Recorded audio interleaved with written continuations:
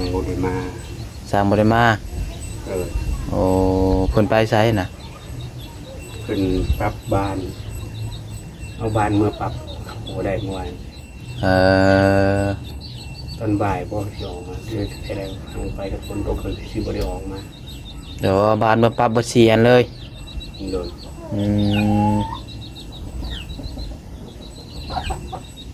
เอาล่ะซื้อก้อนไม้เพิ่นครับกับข้าวอ่ะรับสิ้นงัวกินโลดเด้อมันแซ่บได้โจกปลาไว้ดนนะสิ้นงัวกับ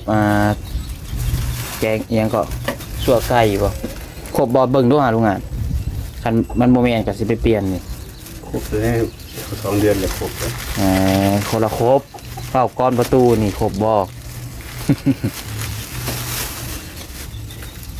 ชื่อมาแม่นอยู่บ่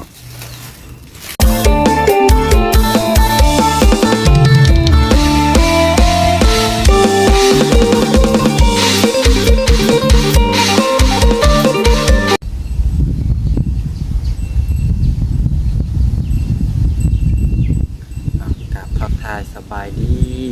ายดีสวัสดีพ่อแม่พี่น้องสบายดีป้าลุงและก็FCและก็ผู้รักผู้ใหญ่ใจดีทุกคนทุกท่านพี่น้องเนาะที่เป็นข่าวมาหับชมแล้วผมสนใจในภาษาลาวภาษาไทยเฮาการยินดีต้อนรับเข้าสู่ช่อง YouTube น้องพัดชัย Channel อีกแล้วโดยพี่น้องเนาะมาพบมาพ่อกันกับน้องพัดชัยนี่มือเริ่มต้นมือใหม่อีกพี่น้องเนาะ มื้อนี้ก็ได้เดินทางเข้ามาหาทางลุงอาจนี่คือเก่าพี่น้องเนาะพอสิเข้ามาแต่เช้าพุ่นแหละพี่น้องพอดีว่าแบตโทรศัพท์กดสากบ่เข้าเมื่อคืนนี่พี่น้องเนาะตื่นขึ้นมาว่าแบต20%พี่น้องสิมาถ่ายก็ย่ามันบ่จบฮอดคลิปพี่น้องเนาะเลยว่าสากแบตให้มันได้ครึ่งหนึ่งก่อนได้ออกมาพี่น้องเนาะใช้สากจากเพ่แน่พี่น้องพอน้องมาใส่สากปนกันกับคากล้องพี่น้องเนาะมันเป็นชื่อได้สากใหม่พี่น้องทางเบิ่งมื้อนี้ว่าที่ได้ขึ้นไปทางพารานหรือบ่พี่น้องเนาะพอดีว่า เสร็จหาเบานิ้วกับครัวเห็นเพิ่นขึ้นไปพาระเวียงจันทร์ผัวพี่น้องเนาะขึ้นไปเวียงจันทร์ขึ้นไปวิสังพี่น้องเพิ่นว่าไปน้องใครเตียงบอกคือไปยังนี่แหละน้องเนาะเราเพิ่นไปเวียกจนโตเพิ่นบอกพี่น้องเนาะเพิ่นประมาณมื้อนี้เพิ่นลงมาพี่น้องเนาะน้องปัสไซกับกันจะขึ้นไปพารานผู้เดียวกันจังไรได้แน่พี่น้องเนาะย่านแน่อะไรพี่น้องย่านบริเวณย่านเนาะย่านคนย่านยังพี่น้องเนาะมันจะไกลพี่น้องเราจะขึ้นไปพร้อมลุงหนวดกับจากเราขึ้นหรือบ่เขาลุงหนวดเขาเบาไล่มือนี่ก็ได้พี่น้องเนาะจะทำลุงหนอดเพิ่นว่าบางทีเพิ่นสีขาวสวรรค์พี่น้องเนาะคะแนนว่าเพิ่นได้ขึ้นน้องบัสไซบอกว่าให้เพิ่นหาเนี่ยพี่น้องเนาะว่าได้ขึ้นไปเป็นหมู่มานะพี่น้องเอาพี่น้องจังไรกะนี่แหละเนาะมาเบิ่งทางบ้านทางเรือนของลุงอาจพี่น้องเนาะพอดีว่าน้องบัสไซกะซื้อกรประตูกับช่างอะไรพี่น้องเนาะก่อนหลักมันพับไปช่างมันอะไรพี่น้องประตูพงเอี่ยมเนาะสุดหนึ่งพี่น้องเนาะก็มาให้สร้างเพิ่นให้เพิ่นได้เข่าให้มันแล้วนะพี่น้องเนาะเพราะว่าในระหว่างที่ถ่าทรายถ่ายังมากพี่น้องเนาะว่านนี่ก็ฝนตกเบิดแห้งพี่น้องเนาะช่วงค่ำ7-8 โมงก็ตกอีกพี่น้องเนาะน้องมาใส่กำลังออกไปส่งน้องฝนตกมากก็คนทำลัดทางพี่น้องเนาะกำลังออกไปซื้อเครื่องเป็นซื้อกับข้าวเนาะ เอาพี่น้องเดี๋ยวจังได้กลับไปเบิ่งผสมน้ำกันรับพี่น้องฝากไว้พี่น้องเป็นกำลังใจกดไลค์กดแชร์คนละ1 ไลค์ 1 แชร์เพื่อเป็นกำลังใจน้องปัสไซเด้อพี่น้องเด้อเนาะโดยพี่น้องเนาะไปพามาเบิ่งทางก่อนพี่น้องมือนี่เนาะโอ้เสาเราก็ได้น้ำท่วมน้ำอ่างอยู่พี่น้องเนาะก็ขึ้นอยู่พี่น้องเนาะว่าคะแนนว่าคนมาหลายๆเนี่ยก็สิส่วนเพิ่นยกขึ้นไปไหว้ทางพุ่นพี่น้องเนาะผมไปไหว้ข้างเฮือนลาพวกพี่น้องว่าให้เราเจือนดินเจือนยังมัดทมพี่น้องเนาะนำมาจากบ่ออ่างพี่น้อง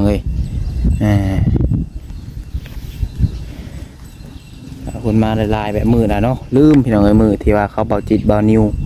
หลายคนมาหาซอยกันย่อไปพี่น้องเนาะนี่พี่น้องเอ้ยทางก็ได้คือสิบ่แห้งง่ายพี่น้องเนาะเพราะน้ำมันไหลลงมาแต่ทึ่งพูพี่น้องเอ้ยน้ำคลองเนี่ยนี่มันไหลลงมาไหลลงมาแต่ทึ่งคะแนนว่านนี่พ้นบ่ตกกับมือนี่ก็กะว่าอยากได้อยู่พี่น้องเนาะอยากมาได้อยู่เพราะมันโลมแห้งโพดพี่น้องเลย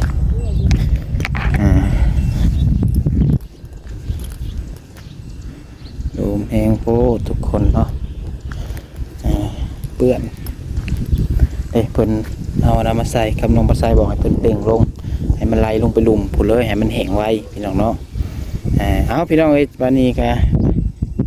ไปหาทางลุงอาบเพื่อน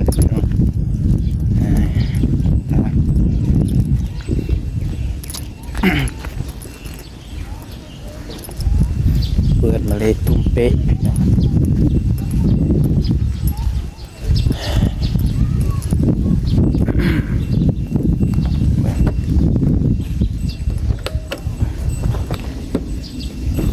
ซื้อ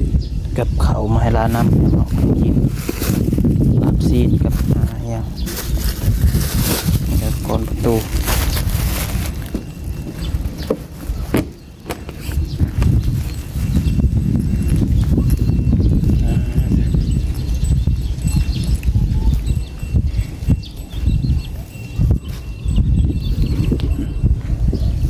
ใช้มือนี่คือสีมีอย่างเปิดนี่พี่น้องเนาะสร้างเพิ่นบริมาสัมปจักอันนี้เนาะสร้างบริมาเฮ็ดเวียกบ่มื้อนี้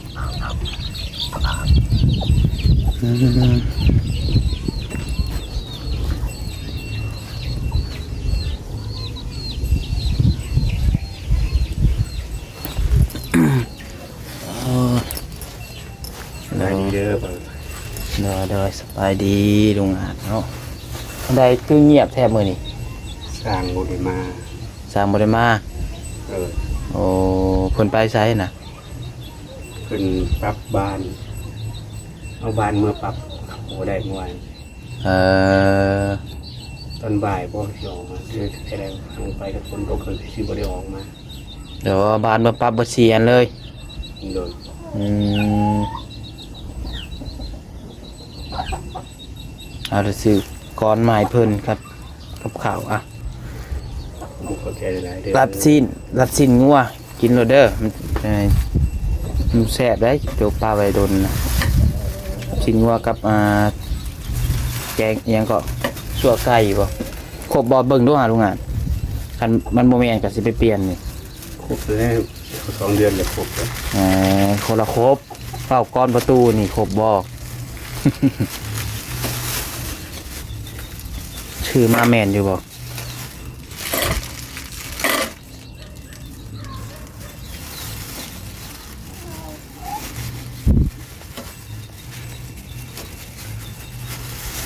แน่นเลย แม่นบ่ โดย มันพับ4 โดย ก้อน4แล้วก็ยวง2เนาะ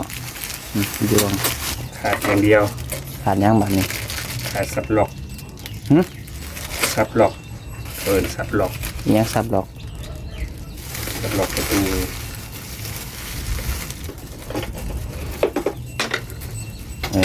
อันขอเกาะอันนี้ฮะ ซับล็อก อืม แต่บ่ฮู้ว่า2 อันนี้สิเป็นของตัวใด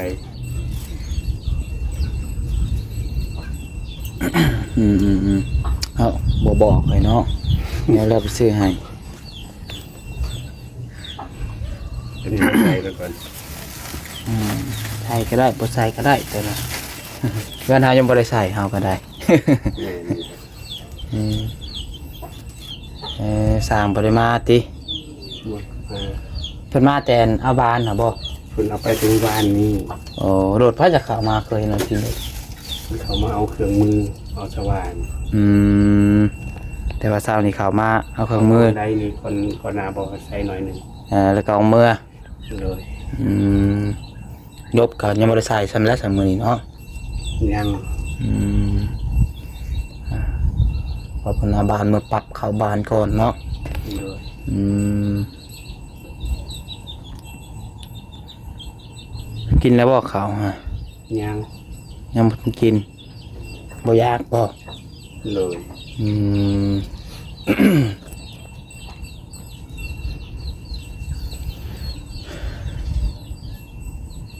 อยากข้าวอยากน้ำติคืนนี้ก็ตกคือกันบ่อยทางนี้ค่ะ ตกได้บ่ เออแห้งเติบได้คือดีกันแล้ว เลยตกต้นหัวค่ำแล้วก็ตกกลางคืนอีก อืม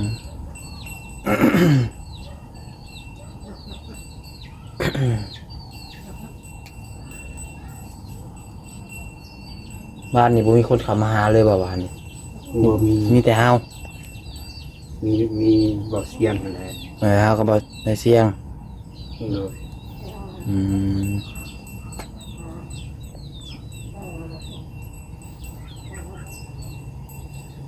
บ่นิ้วบ่เห็น เพิ่นไปอย่างนั้นบ่ขึ้นเวียงพุ่นไปเวียง ไปเข้าบ่เตียงบ่ จังหวะ เห็นแต่เพิ่นถ่ายลงเพิ่นไปซื้อรถซื้อล่างบ่คือว่าแนวใดเพิ่นไปซื้อแต่รถดอกเพิ่นบ่ได้ซื้อรถจักรคือหาได้ซื้อรถใหญ่คันเพิ่นซื้อ เพิ่นมีเงินหลายหาอะไรรถจักรกันยังเป็นหนี้ นี่ก็เป็นนี่แม่เจ้าของกับยาย อืมแล้วนี้เราขึ้นไปซื้อแต่รถแล้วอยู่เวียงพุ่นแหล้วคือว่าไปซื้อรถเก๋งบอกเพิ่นว่า ตอนนั้นขึ้นไปก็ไปซื้อรถ10 ล้อ 6 ล้อบอก แต่ว่าบ่มีเงินเฮ็ดคือซื้อแบบนิวนี่เนาะเฮ็ดคือขี่รถอันจักรอีห้างคือแท้ได้ล่ะเฮ็ด เมื่อเบิ่งคลิปนี้เราผัวอยู่จ้ะเอาหยอกเด้อ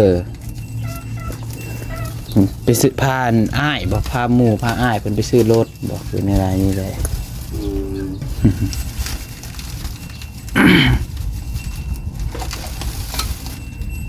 บ่น้อยโพดบอกก่อนจังมันนะพอดี มี บ่ ได้หน้าต่างก็ซั่นนะ อืม บ่เอียง เพอมันมี3ขนาดมันมีตัวนี้น่าจะเป็นตัวกลางตัวนี้ มีตัวน้อยกว่านี้แล้วก็ใหญ่กว่านี้ ของเอียงก็ซั่นนี่ได้ อ่า น้อยกว่านี้ก็บานตู้กับเขาว อืมแม่นเห็นเพิ่นปะเรียนมี3แบบ มีทำใส่ เลยเอาตัวนี้แหละว่าคือว่าเห็นช้างจับกันประมาณนี้ว่ะ โดย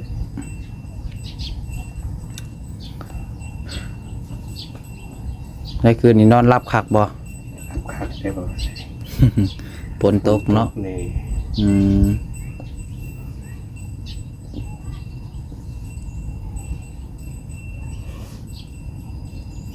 มือสร้างบ่มาเฮ็ดเวียกผลบ่แดดเนาะมันมือสร้างมาเฮ็ดเวียกผลแดดเฮ็ดใส่เพิ่นบ่ทั้งแดดทั้งฝนแบบมือเรามาเฮ็ดเวียกเลยเนื่อเลย ตอน บด บ่ายก็บ่แน่กันได้บ่ มื้อนี้เราบดอยู่เนาะเดี๋ยวว่าในใจก็อยากให้แดดจัก 3-4 มื้อนี่แหละก่อนเนาะจังตกให้ได้เอาทรายเข้ามาได้ก่อนพี่น้องเอ้ย เดี๋ยวจัก3มื้อเนาะ แม่นจัก3 มื้อให้ทางแห้งพอให้รถทรายเพิ่นเข้ามาส่งให้ได้แล้วก็จักตกก็ตกจะเฮ็ดได้ก็เฮ็ด เรายอมบ่เมื่อวานนี่ ฮะ เรายอมบ่เมื่อวาน แม่นทางมันเนี่ยนี่แหละนี่มันเข้ามาบ่ได้ดอกมันเสี่ยงอีก เพราะน้ำมันหมมันน่ะเด้เสียงมันลุบมันนั่นอีกอย่างคนรถนักนี่รถเบาเสียงรถเบาเรายังบ่กล้าเข้ามา อืม เส้นสีรถอันน่ะเป็นเท่าไรโลเท่าไรนั่นเนาะเท่าไรร้อยตันบ่รถ6 ล้อเดี๋ยวเนาะใส่ทรายอีกรถเป่าเพิ่นว่ายังลงฮอดเครื่องแข่งแล้วเพิ่นว่ารถเป่าก็ได้ บ่ได้ยินทีแรกก็ว่าคือว่าสิลองเบิ่งว่าซั่น อืม ได้ยินว่าบ่น้องใส่ขวดสิลองเบิ่ง อืม ผู้ข่าวว่าบ่ต้องลองแล้วมันจมแท้ ทีแรกคนเราสิลองเบิ้งพุ่นน่ะเอาโอ้ยเอามันน่ะก่อนว่าเอาซัวไว้ก่อนไหนบ่ต้องลองบ่ต้องหยังดอก จอยมันนั่นลงมาแล้วมันสิยากอีกสิได้ดึงอีกบางเทื่อดึงบ่ดึงรถหนักยากได้สิขึ้นเนาะ จ้างไทยเขาคนแรกที่จ้าง รถไถก็ยากบางเทื่อรถมันหนักเด้ ไทยมันเอาเบียเขามันคือกันได้มันก็ยันจมคือกัน รถไถก็สิเบียดกันทันใดมีแต่ไหนา มันได้ยังไงมันก็จะถอยมันต้องไปพุ่นแหล้ว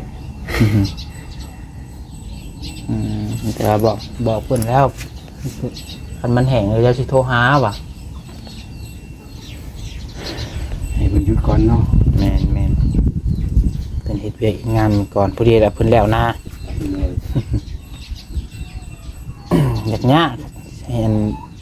สั่งซายามนี่เนาะมันยากบนใดพี่น้องบอลที่ว่าพ้นนี่แหละก็คือยามแรงได้สั่งตัวใดก็มาส่งรถสั่งกลางคืนก็มาส่งกลางคืนก็ได้แค่ต้องการก็อันนี้พ้นตกเลยแล้วพี่น้องเลยบ่ได้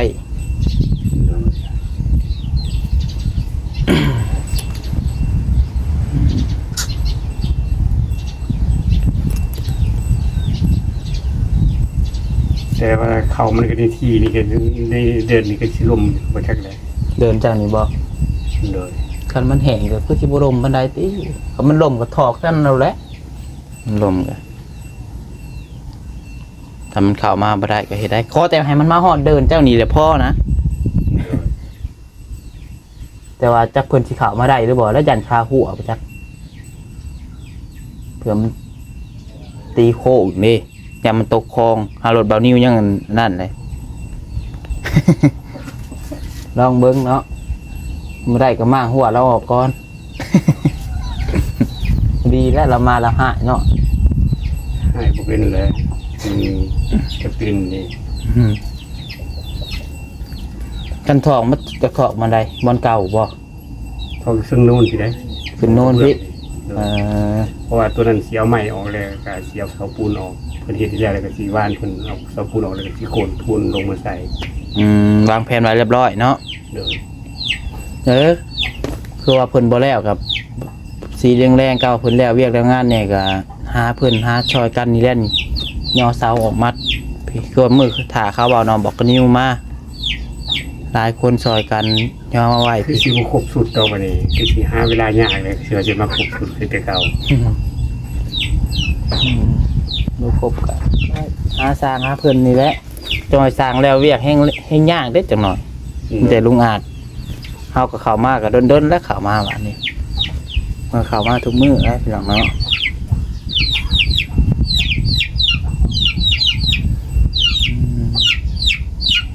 หามเสามาไว้ทางหลังพี่บ่ไว้ทางข้างเฮือนนี้บ่ ก็ยังไว้ความจริงมันยังไว้ทั้งนี้แต่คือสิมายาก ย่างอยู่กูแล้วโค้งกูแล้ว คือสิหามรอดมันนี่รอดมันนี่สิเก็บแอลบ่ จากแรกหามเตียงออกเนาะ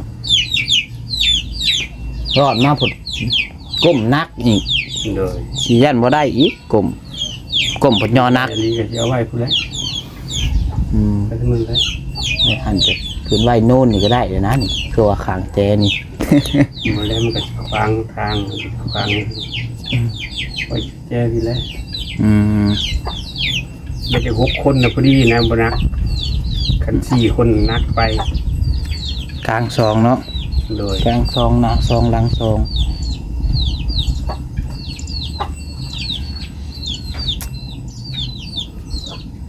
สับพี่น้องเนาะก็ถือว่ามื้อนี้สร้างบ่ได้มาเนาะฟังแต่ว่าฟังเบิ่งช่องเที่ยงคะแนนว่าเพิ่นกบใหม่แล้วเนาะ โดย เพิ่นอาบานเอานั่นเขามากบพี่น้องเอ้ย ทันฝนบ่ตกก็เพิ่นก็สิมาแต่ว่าก็บ่ฮู้คือกันกับไป โดย4 บานหนึ่งก็คือสิบ่เบิดมือดอกพี่น้องเอ้ยคะแนนว่าเพิ่นนั่นกันบ่ค่าเวียกกันอื่นเนาะเขาเดียวก็แล้วพี่น้องเอ้ยกบบาน4 บานแล้วก็ได้ตัวนี้หาเที่ยงคือสิมีปัญหาเรื่องเนาะสัตว์พี่น้องเอ้ยมีแต่ว่าคลิปนี้ก็มีอย่างหลายเนาะเข้ามาซื้อก่อนมาให้ลุงอาจนี่แหละพี่น้องเนาะกับข้าวไว้กิน เข้าใจเด้อถ้าถือคอนเข้ามาให้เด้อ เลยทั้งนี้ทั้งนั้นก็ คุณผู้รักผู้ใหญ่คือฝากเงินมา โดย เรียกผู้ขาน้ำขอให้อยู่เย็นเป็นสุขปราศจากโรคภัยไข้เจ็บเด้อว่าแล้วก็บอกอีกเนาะ โดย ขอให้มีสุขภาพแข็งแรง ขึ้นเรือลงใต้ก็ไปฮอดปลอดภัยทำไมหน้าที่การงานอิหยังก็ขอให้ราบรื่นไปด้วยดีเด้อ โดยโตอ้าวอันนี้ทางด้านก็เงินเพิ่นนั่นแหละเงินผู้ใหญ่เพิ่นฝากมาแหละพี่น้องน้องบัดไซจดไว้อยู่เดี๋ยวบาดแล้วสิมาสรุปให้พี่น้องฟังกับลุงอาจฟังนํกันพี่น้องเนาะ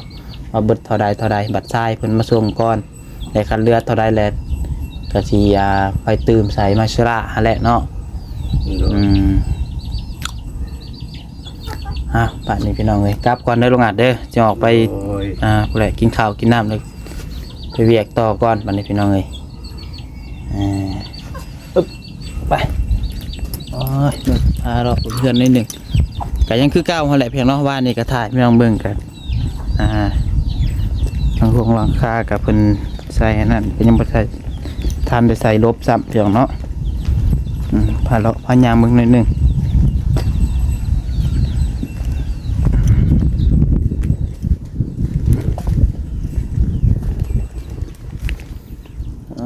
ต้นกล้วยให้ปลูกนี่แหละพี่น้องเลย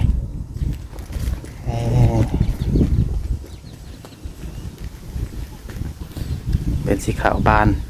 ต้องเยี่ยมตัวนี้ตัวนั้นเนาะคนนั้นมากบแล้วตอนนี้แต่ว่า